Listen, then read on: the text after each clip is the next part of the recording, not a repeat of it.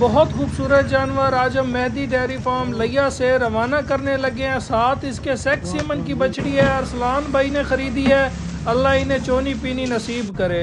अभी इसकी लोडिंग से पहले मिल्किंग की है। मिल्किंग के बाद नीचे कचरा पराली डलवा के ऊपर से तरपाल लगवा के बाहिफाजत जानवर को लोड करा दिया है।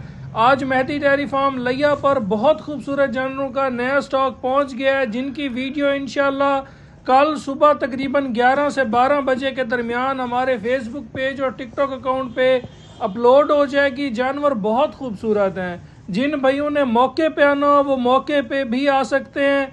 जिन्होंने ऑनलाइन ख़रीदारी करनी है वो ऑनलाइन ख़रीदारी भी कर सकते हैं। हमारे राब्ता नंबर 0304 731 1337 और दूसरा नंबर 0300 770 1856। अच्छे जानवर इंतहाई मुनासिब रेट में खरीदने के लिए आप हमसे राब्ता कर सकते हैं। बाकी कमेंट बॉक्स में एक मशवरा ज़रूर देते जाएं कि कल के जानवरों की वीडियो लाइव चला देनी चाहिए या स्पेशल वीडियो बना के अपलोड कर देनी चाहिए।